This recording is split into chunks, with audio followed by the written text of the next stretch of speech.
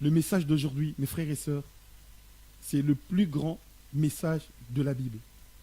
Le message que nous allons écouter aujourd'hui, sans prétention. Mais pour moi, c'est le plus grand message de la Bible. C'est un message qui dépasse tous les messages. Pourquoi je dis ça? Parce que c'est le premier message de Jésus-Christ sur la terre. Le plus grand message de la Bible. Nous allons lire dans nos Bibles, nous ouvrons dans Matthieu, au chapitre 3, verset 2. Matthieu chapitre 3, au verset 2. Il n'y a pas de plus grand message que celui-ci. Et si nous sommes dans des problèmes sur la terre aujourd'hui, c'est parce que ce message n'est plus prêché dans les églises. Le message que nous allons écouter aujourd'hui. Et c'est parce que nous sommes dans la distraction aujourd'hui, dans les églises.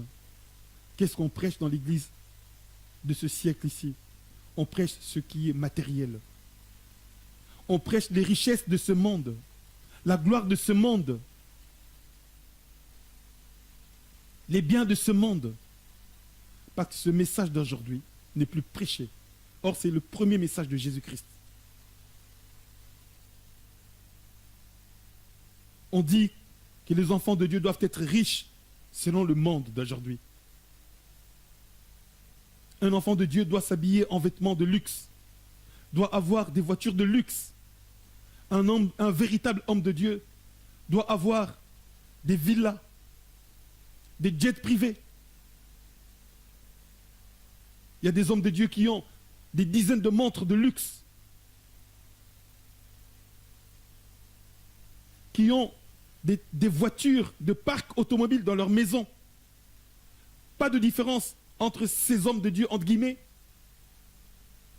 et les stars du football, et les stars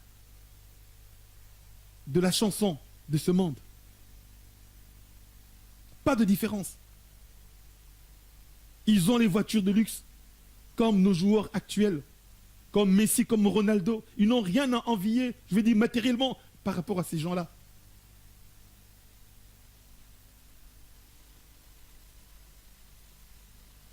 Et ils prêchent dans les églises, nous prêchons dans les églises aujourd'hui, les richesses de ce monde, la gloire de ce monde. Aujourd'hui, frères et sœurs, ici en Belgique, en France, en Italie, ces voitures sont dans les maisons, ne sortent pas. Et les propriétaires de ces voitures ont peur. Peur de tout le monde. Peur de mourir et de laisser leurs richesses. Leurs richesses ne peuvent rien pour eux aujourd'hui. Et cela parce que nous avons, nous, humanité, renoncé à la vraie parole de Dieu. Nous allons voir quelle est cette parole. La parole la plus importante de la Bible. Donc, nous sommes dans Matthieu chapitre 3, verset 1 à 2. Je lis au nom de Jésus. En ce temps-là, parut Jean-Baptiste, prêchant dans le désert de Judée. Il disait, repentez-vous, car le royaume de Dieu est proche. Jean-Baptiste a précédé Jésus. Et je continue encore verset 3. Je lis le verset 1 à 3 et même à 4. En ce temps-là parut Jean-Baptiste, prêchant dans le désert de Judée. Il disait, repentez-vous, car le royaume de Dieu est proche. Jean est celui qui avait été annoncé par Isaïe le prophète, lorsqu'il dit, c'est ici la voix de celui qui crie dans le désert. Préparez le chemin du Seigneur, aplanissez ses sentiers. Jean avait un vêtement de poil de chameau, une ceinture de cuir autour des reins. Jean est venu préparer le chemin de Jésus-Christ. Préparer le cœur à recevoir le Christ, le Messie, le Fils de Dieu, le Sauveur. Il dit lui-même, il dit, je ne suis pas digne, moi, de nouer ses lacets. Et le premier message de Jean-Baptiste, la première parole de Jean-Baptiste, c'était « Repentez-vous, car le royaume de Dieu est proche. » Repentez-vous, car le royaume de Dieu est proche. Il est venu préparer la venue du Messie. Et nous allons toujours dans Matthieu chapitre 3. Alléluia. Alléluia. Plutôt Matthieu au chapitre 4. Nous sommes au chapitre 4. Matthieu chapitre 4. Jean est arrêté. Jean est arrêté. Il est en prison. Et au chapitre 4, verset 12, Jésus commence son ministère. Je lis au nom de Jésus. Jésus, ayant appris que Jean avait été livré, se retira dans la Galilée. Il quitta Nazareth et vint demeurer à Capernaum, situé près de la mer, dans les territoires des Zabulons et de Nephtali, afin que s'accomplisse ce qui avait été annoncé par Ésaïe le prophète. Le peuple de Zabulon et de Nephtali, de la contrée voisine de la mer, du pays au-delà du Jourdain et de la Galilée des païens, ce peuple, assis sur les ténèbres, a vu une grande lumière. Et sur ceux qui étaient assis dans la région et l'ombre de la mort, la lumière s'est levée. Dès ce moment, verset 17, j'insiste, verset 17, dès ce moment, Jésus commença à prêcher et à dire « Repentez-vous, car le royaume des cieux est proche. » Frères, sœurs, donc vous voyez, avant que Jésus n'arrive, le Père a envoyé Jean pour préparer le chemin de Jésus, préparer le cœur à recevoir Jésus-Christ. Et quand Jean est arrêté, son ministère s'achève. Quand il termine sa mission sur la terre, il est arrêté. Jésus maintenant se lève. Commence son ministère à lui. Et la Bible dit, première parole de Jésus. Matthieu chapitre 4, verset 17. Dès ce moment, je commence par le verset 12. Chapitre 4, verset 12, on dit « Jésus ayant appris que Jean avait été livré, se retira dans la Galilée. » Et je veux au verset 17. La Bible dit « Dès ce moment, Jésus commença à prêcher et à dire « Repentez-vous, car le royaume des cieux est proche. » La première parole de Jésus-Christ, première prédication de Jésus-Christ en fait, c'est « Repentez-vous, car le royaume des cieux est proche. » Si Jésus a commencé par cette parole, ça veut dire que cette parole est la plus importante de toutes les paroles. Jésus a commencé par cette parole. Jésus n'a pas commencé par dire les hommes vont se marier, auront des enfants, auront des maisons, construiront des maisons. Il n'a pas commencé par ça. Il n'a pas commencé par dire ils seront guéris de leur maladie. Il n'a pas dit ça. Et que si vous suivez dans le ministère de Jésus, il ne donnait pas des exemples sur les biens de ce monde. La première parole de Jésus, c'est « Repentez-vous, car le royaume des cieux est proche. » Jésus commence par la repentance, le message de la repentance. Eh bien, mes frères et sœurs, le message le plus important de la Bible, le message le plus important de tous les temps, c'est ce message de Jésus. Repentez-vous. Et maintenant, nous devons vraiment nous repentir, véritablement, car le royaume des cieux est vraiment proche.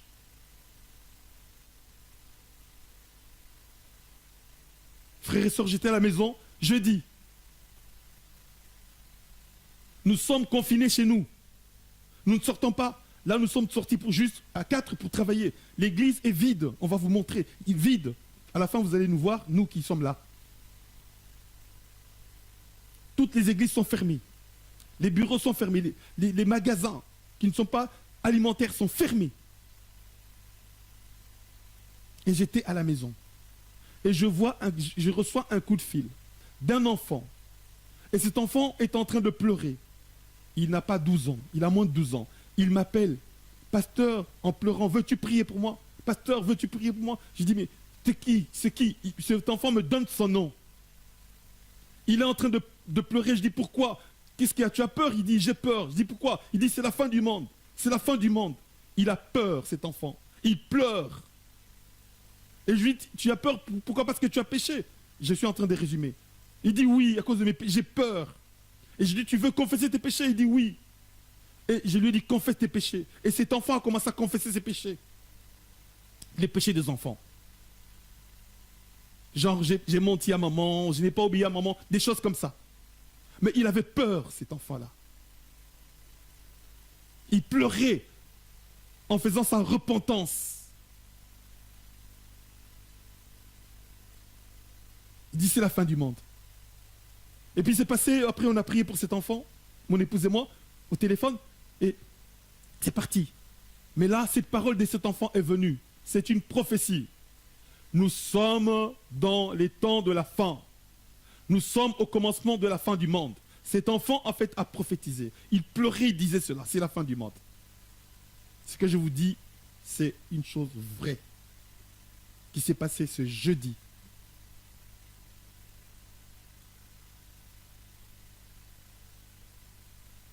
C'est parce que cet enfant avait peur pour ses péchés.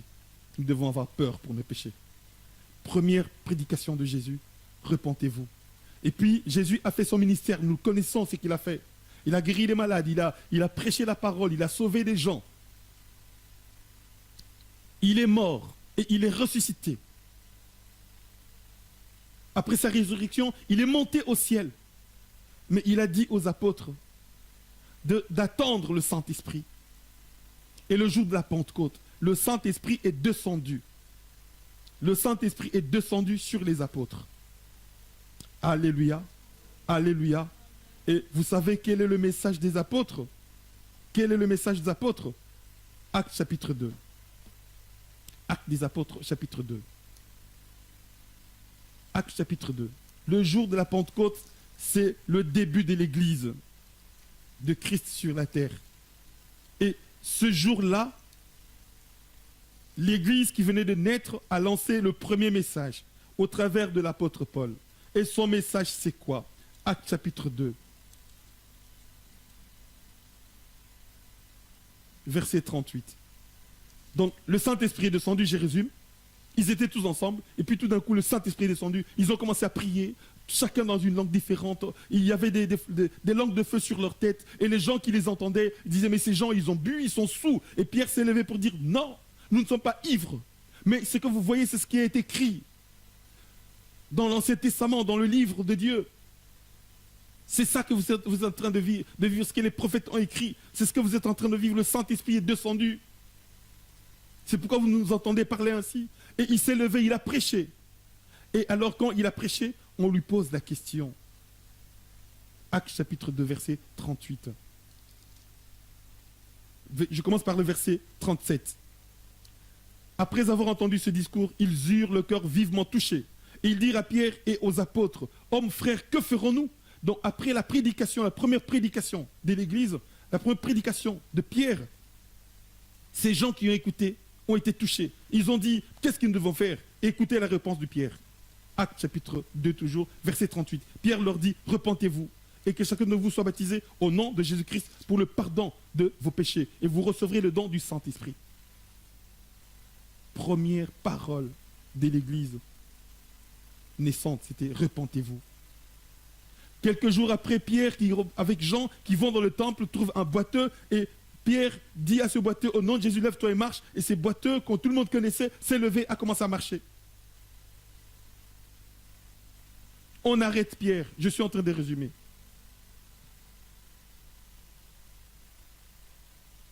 Les gens viennent pour voir pourquoi, qu'est-ce qui s'est passé. On demande à Pierre qu'est-ce qui s'est passé. Et Pierre explique au peuple ce qui s'est passé. Il leur parle de Jésus-Christ. Et il conclut au verset 19, Actes chapitre 3, verset 19. Repentez-vous donc et convertissez-vous pour que vos péchés soient effacés, afin que des temps de rafraîchissement viennent de la part du Seigneur et qu'il envoie celui qui vous a été destiné, Jésus-Christ. Voilà. Il insiste. Premier jour, c'était repentez-vous. Et ce jour-là qu'il y a eu ce miracle-là, et Pierre s'est levé encore pour dire, ce n'est pas moi, c'est Jésus-Christ que vous avez rejeté et que vous avez livré à Ponce Pilate. C'est lui qui a raffermi les pieds de cet homme, qui a guéri cet homme. Il dit, si vous voulez être sauvé, repentez-vous et convertissez-vous. Repentez-vous et convertissez-vous. Le frère qui faisait la modération ici a dit une chose. Il dit, j'aime beaucoup ce mot métanoïa. En fait, repentez-vous, convertissez-vous. En grec, on dit métanoïa, c'est le même mot. Le même mot métanoïa veut dire se repentir, veut dire repentance, et veut dire en même temps conversion. Changement. Il n'y a pas de vraie repentance, il n'y a pas de changement. La repentance doit venir du plus profond du cœur. Je suis touché et je dis, voilà, Seigneur, j'ai mal fait. Comme cet enfant son cœur criait, son cœur était là, en train de se broyer. Il était dans l'intérieur, son cœur était en train de bouillir à l'intérieur à cause de ses péchés. C'est un enfant. Il pleurait. Et il est venu, pasteur, prie pour moi. Je dis, pourquoi j'ai peur? Pourquoi il avait peur pour ses péchés? C'est ça. On nous parle dans Luc chapitre 15 de l'enfant prodigue. Ce garçon qui a dit à son père, il était le second de la famille. Ils étaient à deux. Lui, c'était les cadets. Il dit, papa, donne-moi mon héritage pour que je parte. Et le papa ne dit pas, lui donne son héritage. Et il part. Il va dilapider l'argent, dépenser cet argent dans les jeux, avec les prostituées, nous dit la Bible.